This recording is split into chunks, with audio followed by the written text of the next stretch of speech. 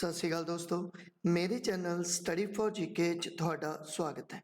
अज गल करांगे नैब तहसीलदार दी सीरीज़ दे सैट 10 दी। इस तो पहला अपलोड की हुई वीडियोज़ नूं देख लेना, और अगर मेरे चैनल स्टडी फॉर जीके नूं सबसक्राइब नहीं किया तो प्लीज़ कर लो, बैल आइकन नूं प्रेस कर लो तां जो अपडेट समय सिर मिल सके। तो शुरू कर दी।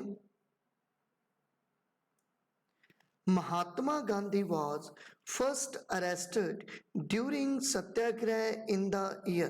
देखो, महात्मा गांधी जो अरेस्ट होए सीगे सत्याग्रह के दौरान, कदों सत्याग्रह के दौरान अरेस्ट होए और कित्थे होए?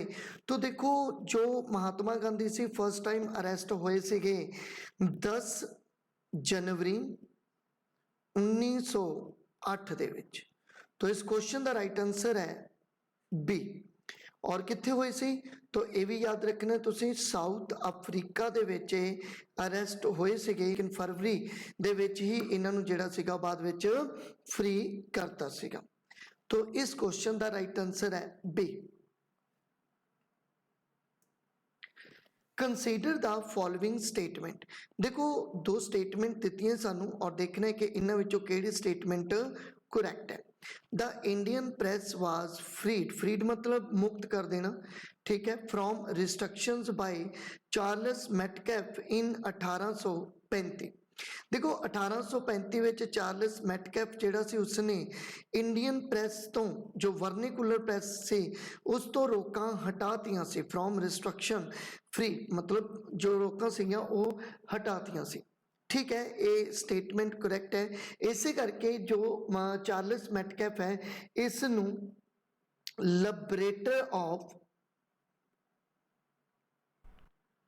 प्रेस इंडिया के नाम नाल भी जानिया गया, जो चार्ल्स मैटकैफ है।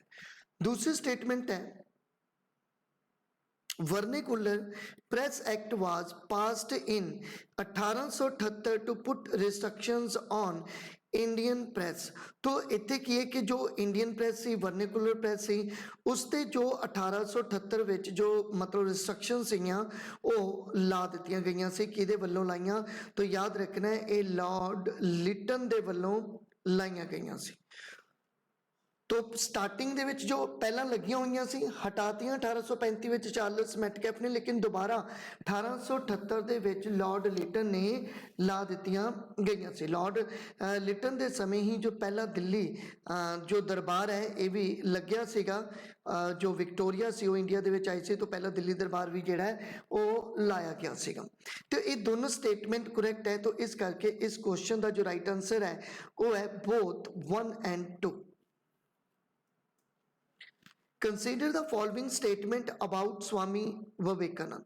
देखो, स्वामी विवेकानंद दे नाल रिलेटेड इन्हां विचों किहड़ी स्टेटमेंट करैक्ट है? Ramakrishna Paramahansa was his disciple, मतलब स्वामी विवेकानंद दे जो डिसिपल सी वो रामकृष्ण परमहंस सी। देखो, स्टेटमेंट रॉन्ग है, बिकॉज इनू उल्ट कर दो। रामकृष्ण परमहंस दे डिसिपल सीगे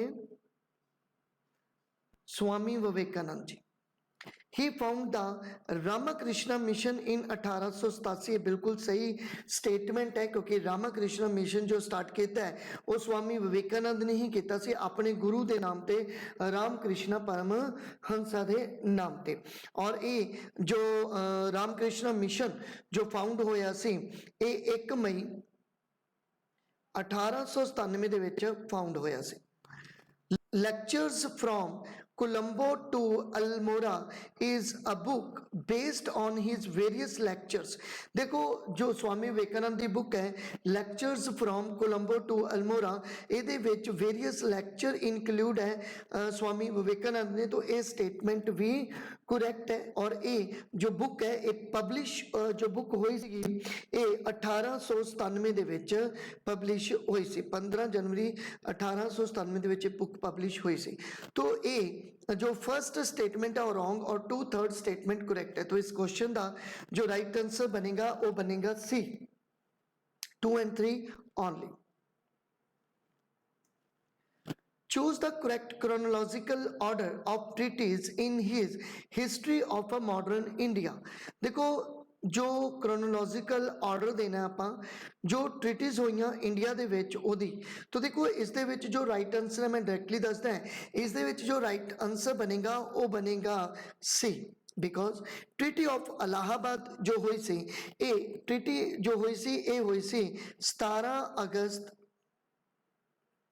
1765 ਦੇ ਵਿੱਚ और ये 1764 ਦੇ ਵਿੱਚ जो बक्सर की लड़ाई हुई उस लड़ाई तो बाद हुई और इस समय जो गवर्नर सी ऑफ बंगाल दा वो कौन सी वो सी रॉबर्ट क्लाइव तो इस करके रॉबर्ट क्लाइव दे नाल ही ये ट्रीटी हुंदी है तो इस ट्रीटी नूं कीता गया सी रॉबर्ट क्लाइव अते उस समय दे जो मुगल शासक सी शाह आलम तो एक ट्रीटी हुई सी 1765 ਦੇ ਵਿੱਚ और इस ट्रीटी द्वारा ही बंगाल दे विच ड्यूल गवर्नमेंट की स्थापना हुई सी दूसरा है ट्रीटी ऑफ श्रीरंगापट्टनम और श्रीरंगापट्टनम की जो ट्रीटी हुई है ये ट्रीटी हुई है 18 मार्च 1792 ਦੇ ਵਿੱਚ और इस ट्रीटी ਨੂੰ ਕੀਤਾ ਗਿਆ ਸੀ कॉर्नवालिस जो उस समय दे गवर्नर जनरल सीगे बंगाल दे और टीपू सुल्तान दे नाल तो ये श्रीरंगापट्टनम की जिहड़ी सीगी संधि हुई सीगी उस तो बाद ट्रीटी ऑफ बसीन तो ट्रीटी ऑफ बसीन की जो हुई सी 1802 दे विच अगर पूरी डेट की गल करिए तो 31 दिसंबर 1802 ਦੇ ਵਿੱਚ ट्रीटी हुई है और ये ट्रीटी ਜਿਹੜੀ ਸੀਗੀ ਉਹ ईस्ट इंडिया कंपनी ਅਤੇ बाजी राव 2 ਦੇ ਨਾਲ ਇਹ ਹੋਈ ਹੈ बाजी राव 2 ਦੇ ਨਾਲ तो इस क्वेश्चन ਦਾ राइट आंसर ਰਿਹਾ 3 ਉਹਨਾਂ ਨੇ क्रोनोलॉजिकल ऑर्डर ਪੁੱਛਿਆ ਸੀ human blood content percentage of plasma देखो जो ह्यूमन ब्लड है ये सॉलिड एंड लिक्विड दा बने हुए सॉलिड एंड लिक्विड दा बने हुए और इस दे विच जो लिक्विड पार्ट है उसनू ही बोलते ने प्लाज्मा और प्लाज्मा जो है ये तकरीबन 65% होंदा ब्लड दे विच जदों कि 35% जिहड़ा है वो सॉलिड पार्ट होंदा और प्लाज्मा कादा बनदा है तो प्लाज्मा दे विच भी 3 चीज़ां शामिल होंदियां पहली water salt and third protein ਜਦੋਂ कि सॉलिड पार्ट ਦੇ ਵਿੱਚ ਕੀ ਹੋਏਗਾ ਇਹਦੇ ਵਿੱਚ जो है वो वाइट ब्लड सैल होंगे और रेड ब्लड सैल होंगे एंड तीसरे नंबर ते इस दे विच जो शामिल होंदा है वो होंदा है प्लेटलेट्स तो इन्ना कुछ शामिल होंदा है साडे ब्लड विच और इस क्वेश्चन का जो राइट आंसर है वो है D The 4 factors of production are देखो प्रोडक्शन नू जो प्रभावित करने वाले फैक्टर्स है वो 4 फैक्टर केड़े केड़े है तो लैंड चाहिए है लेबर चाहिए है कैपिटल और ऑर्गेनाइजेशन तो ये 4 जेडे फैक्टर है प्रोडक्शन नू इंपैक्ट पाते तो इस क्वेश्चन का जो राइट आंसर बनेगा ये बनेगा D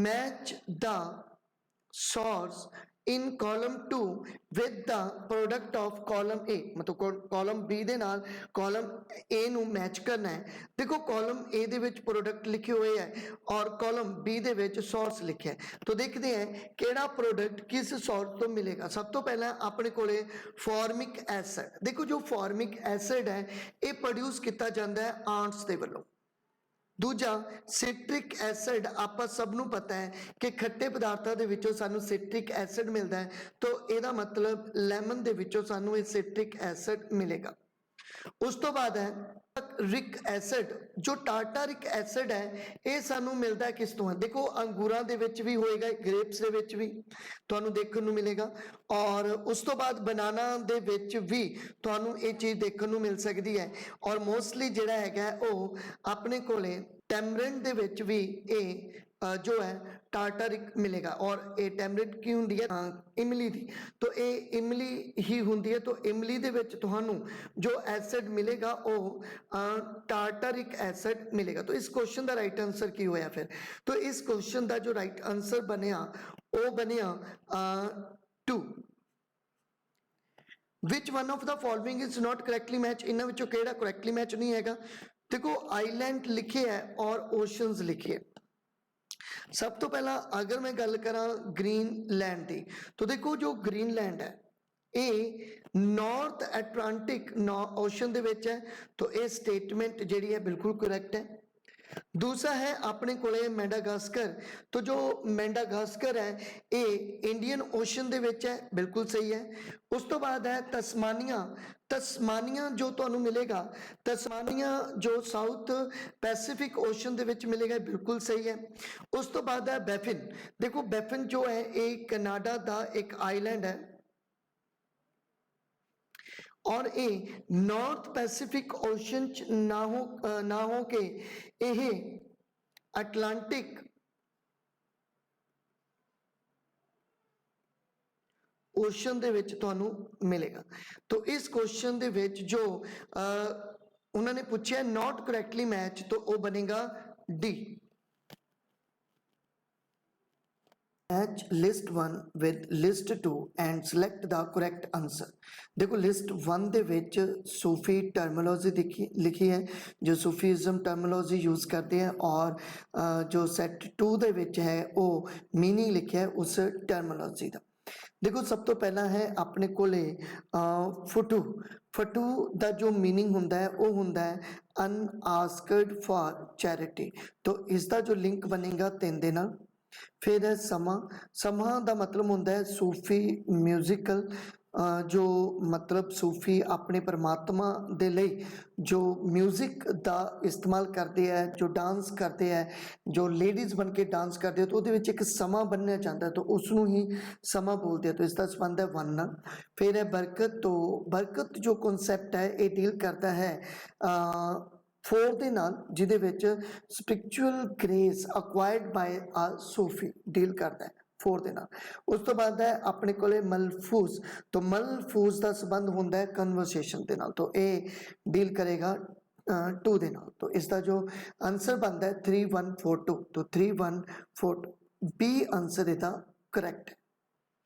Consider the following statement is regard to the revolt of 1857 in India।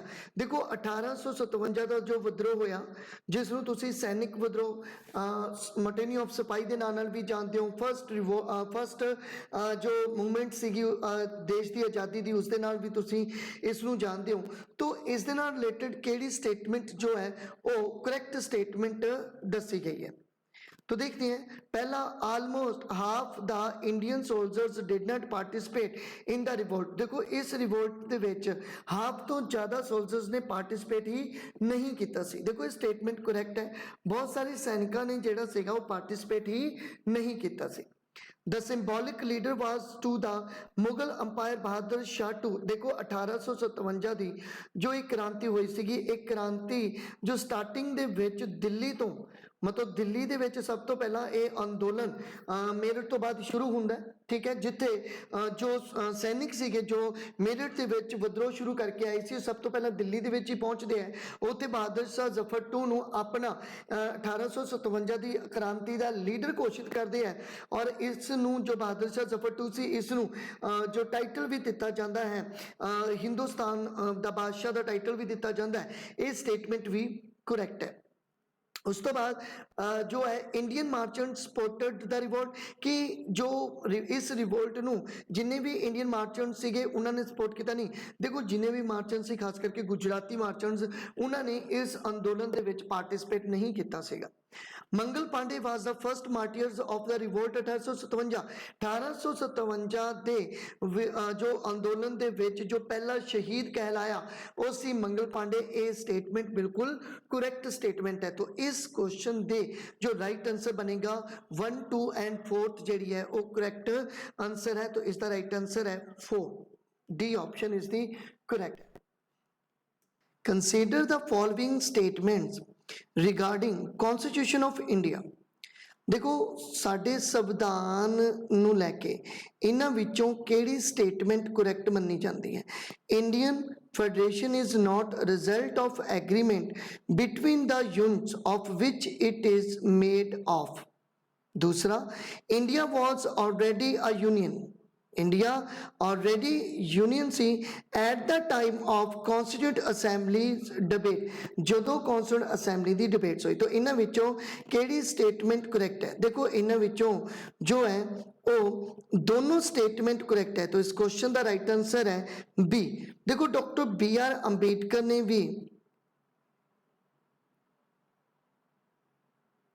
ये स्टेटमेंट दी सी कि इंडिया यूनियन है ना कि फेडरल।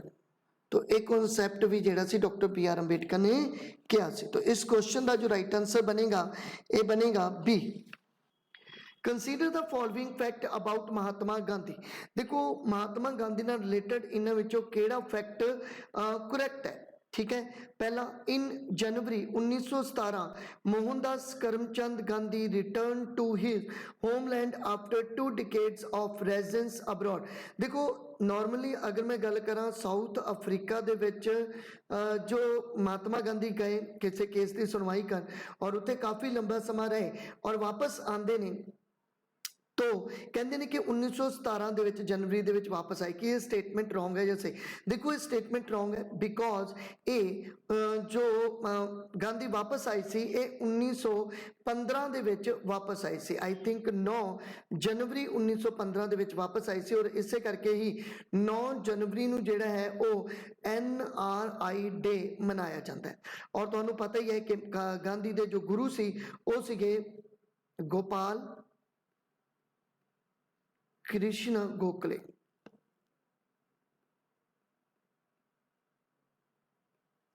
दूसरी statement, Mahatma Gandhi went South Africa as a lawyer and became a leader of Indian community in that territory.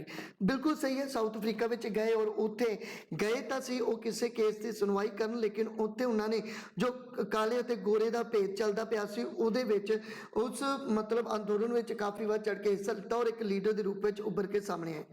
It was in south Africa that Mahatma Gandhi first forget the active technique of non violence. तो south Africa विच ही महात्मा गांधी ने जो अपनी तकनीक non violent की सीगी वो शुरू की और उत्थे ही इन्होंने पहला एक्सपेरीमेंट अपना किया से।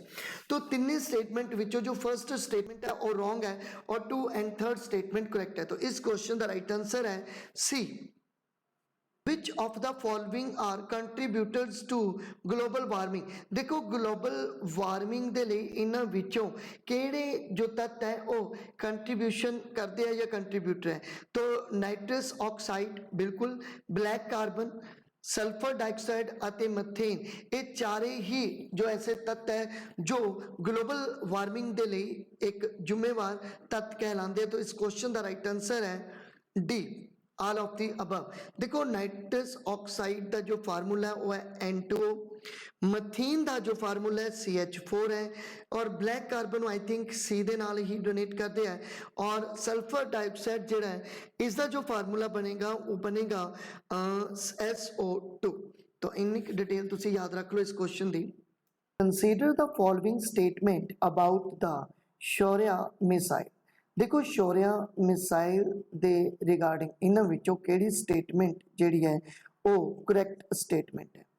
First, it has been developed by DRDO। तो शौर्य मिसाइल जो है वो DRDO ने डिवेल्प की है जिहदा हैडक्वार्टर है न्यू दिल्ली दे विच। तो ये स्टेटमेंट बिल्कुल करैक्ट है। इट इज़ सुपरसोनिक मिसाइल की ये सुपरसोनिक मिसाइल है? तो नहीं, ये एक हाइपर सोनिक मिसाइल है। It is a surface to surface missile की ये एक सरफेस टू सरफेस मिसाइल है? तो बिल्कुल ये एक सरफेस टू सरफेस मिसाइल है। तो इस क्वेश्चन का जो राइट आंसर बनेगा ये है बी। तो इस क्वेश्चन का राइट आंसर बी। देखो इसकी जो स्पीड है ये 7.5 मैक दी इसकी स्पीड है और इसकी जो रेंज सी पहला इसकी रेंज 290 किलोमीटर सी, लेकिन हुण इसकी जो रेंज है वो 400 किलोमीटर तक वधा दी गई है। तो इस क्वेश्चन का राइट आंसर रहेगा B. Which of the following pair of joint defense exercise of India are correct? देखो इन्हां विच सानू एक्सरसाइज दित्ती है और इंडिया किस कंट्री नाल एक्सरसाइज करता है ओदी गल है। देखो युद्ध अभ्यास की गल करिए तो ये एक्सरसाइज यूएसए नाल हुंदी है, बिल्कुल सही है। संप्रति एक्सरसाइज जो है इंडिया ते बांग्लादेश की हुंदी है, बिल्कुल सही है। हैंड इन हैंड रशिया दे नाल ये एक्सरसाइज नहीं हुंदी, बल्कि ये एक्सरसाइज चाइना दे नाल हुंदी है। वरुण एक्सरसाइज जिहड़ी है ये फ्रांस के नाल हुंदी है, ये बिल्कुल स्टेटमेंट करैक्ट है। तो इन्हां विचों साडे कोले जो राइट आंसर बनेगा वो 1, 2 एंड 4 बनेगा। तो इस क्वेश्चन का राइट आंसर है 3, T option. Match the following, देखो लिस्ट 1 दिता है जिहदे विच साडे कोले इवेंट है और लिस्ट 2 दे विच साडे कोले जो डेट्स है, ठीक है। तो डे अते डेट जो है वो मैच करनी है। आप देखते हैं किहड़ी किहड़ी डेट जो है वो किस डे नाल मैच होएगी।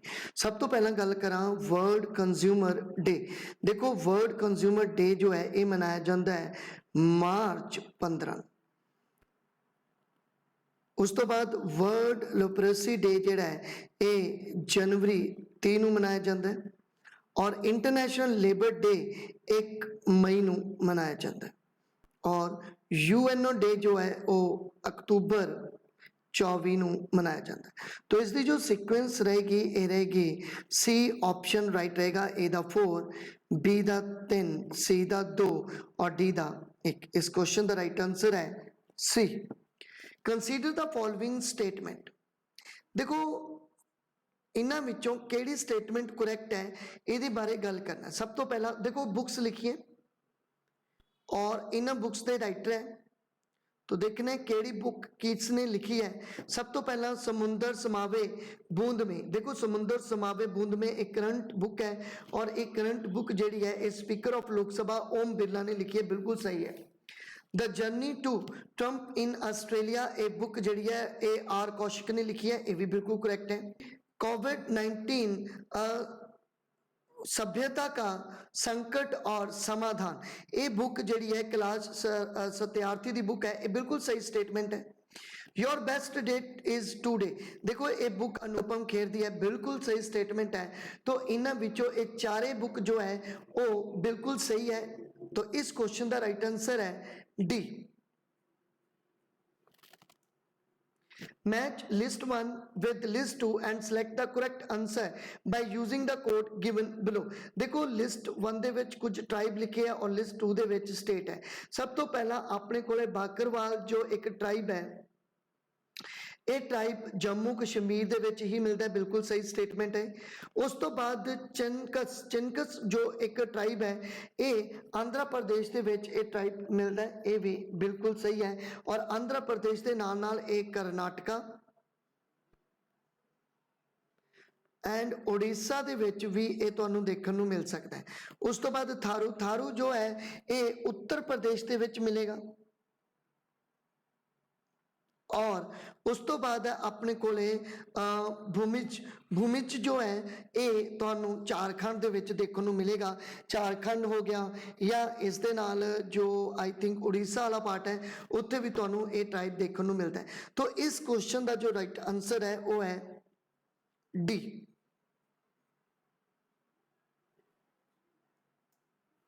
इन 1977 under whose chairmanship the Panchayati Raj committee was formed। देखो 1977 ਦੇ ਵਿੱਚ जो पंचायती राज ਦੇ ਨਾਲ ਰਿਲੇਟਡ कमेटी बनी सी ਉਹ ਸੀ अशोक मेहता कमेटी और एक कमेटी ਜਿਹੜੀ ਸੀਗੀ ਇਹ ਬਣਾਈ ਗਈ ਸੀ दिसंबर 1977 ਦੇ ਵਿੱਚ।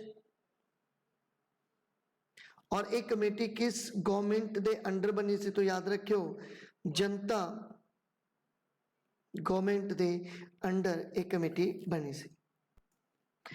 Match list 1 with list 2 and select the correct answer by using the code given below। देखो लिस्ट 1 ਦੇ ਵਿੱਚ ਸਾਡੇ ਕੋਲ ਕੁਝ ਬੋਡੀਜ਼ ਲਿਖੀਆਂ ਹੈ, ठीक है, जो कॉन्स्टिट्यूशनल बॉडीज है ਸਾਡੇ ਕੋਲੇ, और लिस्ट 2 ਦੇ ਵਿੱਚ ਕੁਝ ਆਰਟੀਕਲ ਲਿਖੇ ਹੈ। तो सब तो पहला फाइनांस कमीशन ਦੀ ਗੱਲ ਕਰੀਏ तो जो फाइनांस कमीशन है इसका संबंध है किस आर्टिकल नाल, तो इसका संबंध है आर्टिकल 280 ਦੇ ਨਾਲ। उस तो बाद यूनियन पब्लिक सर्विस कमीशन, इसका जो संबंध है किस आर्टिकल नाल, तो इसका संबंध है 315 आर्टिकल नाल। इलेक्शन कमीशन जो काफ़ी इंपॉर्टेंट है, ये 324 आर्टिकल नाल संबंधित है। और कंट्रोलर एंड ऑडिटर जनरल की गल करिए तो ये आर्टिकल 148 नाल संबंधित है। तो इस क्वेश्चन का जो राइट आंसर बनेगा वो बनेगा 2। देखो अगर आप गल करिए फाइनांस कमीशन के जो चेयरमैन होंगे उन्हों की, तो वो हैगे है NK सिंह, ए फाइनांस कमीशन के चेयरमैन। उस तो बाद UPSC के चेयरमैन, तो यह है प्रदीप कुमार जोशी। उस तो बाद आप बहुत इंपॉर्टेंट क्वेश्चन है, अगर गल करिए इलैक्शन कमीशन की, तो देखो पहला जो सी वो सी सुनील अरोड़ा, ठीक है, सुनील अरोड़ा ये पहला सी लेकिन हुणे रिटायर हो गया है। तो इन्हां दी जगह ते जो सुशील चंद्र सी, सुशील चंद्रा ये बन गया। तो ये याद रखना है, काफ़ी इंपॉर्टेंट क्वेश्चन है। और दूसरे कौन है? राजीव कुमार। तो हुण 2 रह गए। उस तो बाद है कैग, तो कैग नाल संबंधित आर्टिकल 148, और इस समय जो कैग की पोस्ट ते है वो है GC मुर्मू, जो कि पहला जम्मू कश्मीर के लेफ्टिनेंट गवर्नर सीगे। इस दे नाल एक होर क्वेश्चन तुसी याद रख सकते हो, AGI। तो साडे करंट AGI कौन है? तो वो है KK वेणुगोपाल। तो इन्नी डिटेल इस क्वेश्चन की याद रखनी है। The resolution for removing the vice president of India can be moved in this। देखो जो वाइस प्रेजिडेंट नू अगर रिमूव करना है, तो देखो इसनू रिमूव करने लिए जो बिल इंट्रोड्यूस किया जाएगा, तो याद रखियो वाइस प्रेजिडेंट को अंपीच करने लिए सब तो पहला जो बिल जाता है वो राज्य सभा में जाता है। तो राज्य सभा के सब तो पहला जाएगा और सिंपल मेजोरिटी द्वारा ये बिल पास करके उस तो बाद लोक सभा कोले जाएगा, और लोक सभा तो बाद ये राष्ट्रपति कोले जाएगा, और वाइस प्रेजिडेंट जो है वो अंपीच कर दिता जाता। तो इस क्वेश्चन का जो राइट आंसर है ये है डी। और इस समय साडे जो वाइस प्रेजिडेंट है वो कौन है? तो इस समय जो साडे वाइस प्रेजिडेंट है वो है M वेंकैया नायडू।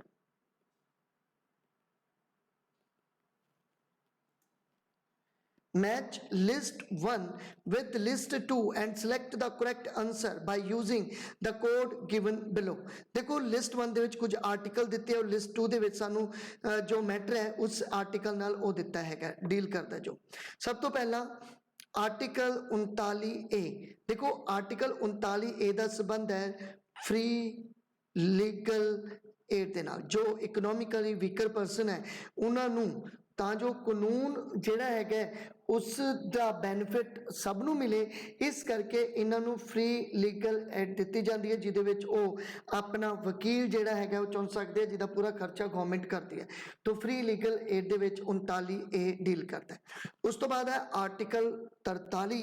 तो आर्टिकल 43 जो है ये डील करता है लिविंग वेजेस फॉर वर्कर्स के नाल, कि वर्कर्स नूं कम से कम इन्नी इनकम दी जाए कि वो अपना गुजारा बहुत अच्छी तरह कर सकन। आर्टिकल 44 दे विच आर्टिकल 44 जिहड़ा है ये यूनीफॉर्म सिविल कोड नाल संबंधित है। और आर्टिकल 50 की अगर मैं गल करा तो ये सपरेशन ऑफ जुडिशरी नूं डील करता है, जिहदे विच वो कहंदे हैं कि जो एग्जीक्यूटिव तो जिहड़ा जुडिशरी वो अलग होना चाहिए। सब तो पहला तो ये जिन्ने भी आर्टिकल है देखो ये DPSP का पार्ट है। DPSP जिहड़ा है ये 36 तो 51 तक डील करता है, जो कि गवर्नमेंट दीयां ड्यूटी डिसाइड करता है। तो ये गवर्नमेंट ਗਵਰਨਮੈਂਟ ਦੀਆਂ ਡਿਊਟੀ ਨਾਲ ਰਿਲੇਟਡ ਹੈ, ਜਿਹਦੇ ਵਿੱਚ ਸਾਡੇ ਸਾਰੇ ਜਿਹੜੇ ਆ ਐਕਟ ਡੀਲ ਕਰਦੇ। तो इस क्वेश्चन ਦਾ ਜੋ ਰਾਈਟ ਆਨਸਰ ਬਣੇਗਾ ਉਹ ਬਣੇਗਾ ਸੀ। Which of the following is not a member of vitamin B complex? देखो विटामिन बी complex कंसिस्ट करता है 8 विटामिन, और वो केड़े केड़े हैं?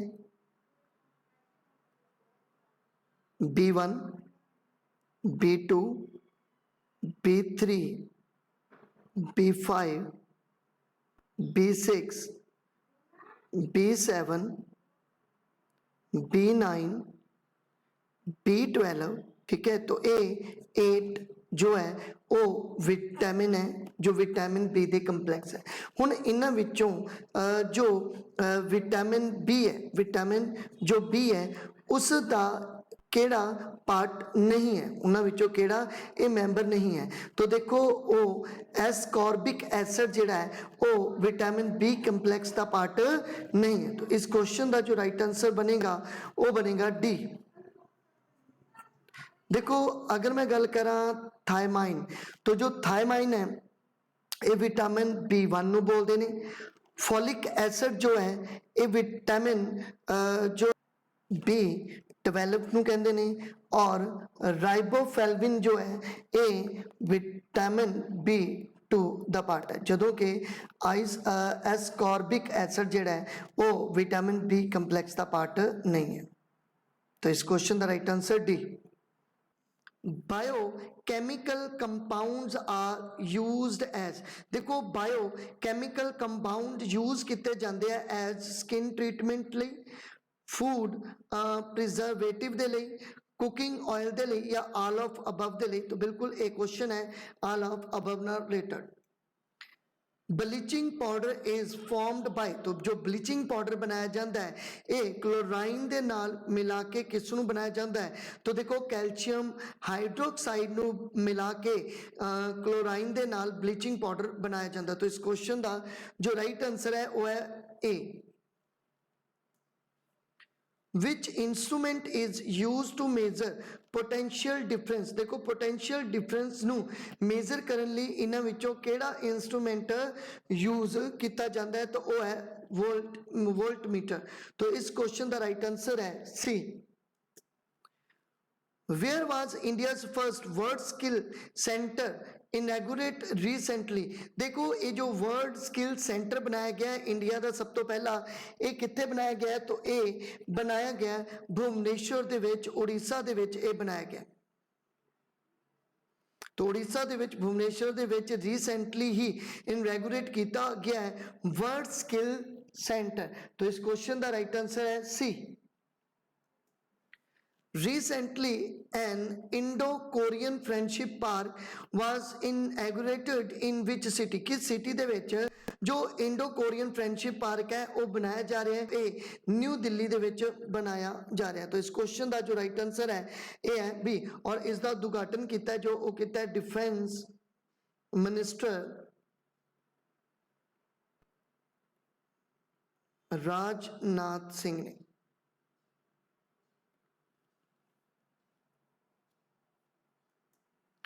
Which state has been paired with Delhi under एक भारत श्रेष्ठ भारत प्रोग्राम? देखो एक भारत श्रेष्ठ भारत प्रोग्राम जो चलाया गया है, इस प्रोग्राम के तहत जो दिल्ली नाल पेयर है वो किसका बनाया गया है? तो देखो दिल्ली नाल जो पेयर बनाया गया ये बनाया गया सिक्किम का, जिस तरह आंध्र प्रदेश का पेयर पंजाब के नाल बनया हुआ है, ठीक है। मध्य प्रदेश का जो पेयर है वो मणिपुर के नाल बनया हुआ है, और नागालैंड का जो पेयर है ये दो स्टेट जिहड़े मध्य प्रदेश अते मणिपुर। तो इस क्वेश्चन का right answer B. Which state has launch India's first farmer producer organisation EPO centric portal name as Shakti portal? तो दो शक्ति पोर्टल जिहड़ा है ये जो बनाया गया है, ठीक है। पोर्टल मतलब एक वेबसाइट बनाई गई है, ठीक है, जिसका नाम शक्ति पोर्टल रखा गया और ए किसने बनाया, तो ए उत्तर प्रदेश ने बनाया। तो इस क्वेश्चन का राइट आंसर है सी। और इसनू इनैगुरेट किया CM Yogi Adityanath.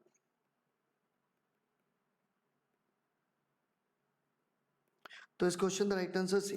Thank you for watching. Please मेरे चैनल स्टडी फॉर जीके ਨੂੰ ਸਬਸਕ੍ਰਾਈਬ ਕਰ ਲਓ, ਬੈਲ ਆਈਕਨ ਨੂੰ ਪ੍ਰੈਸ ਕਰ ਲਓ ਤਾਂ ਜੋ ਅਪਡੇਟ ਸਮੇਂ ਸਿਰ ਮਿਲ ਸਕਣ ਔਰ ਇਸ ਸੀਰੀਜ਼ ਦੀਆਂ ਵੀਡੀਓਜ਼ ਨੂੰ ਦੇਖਣ ਲਈ ਮੇਰੇ ਨਾਲ ਜੁੜੇ ਰਹੋ। तो थैंक यू।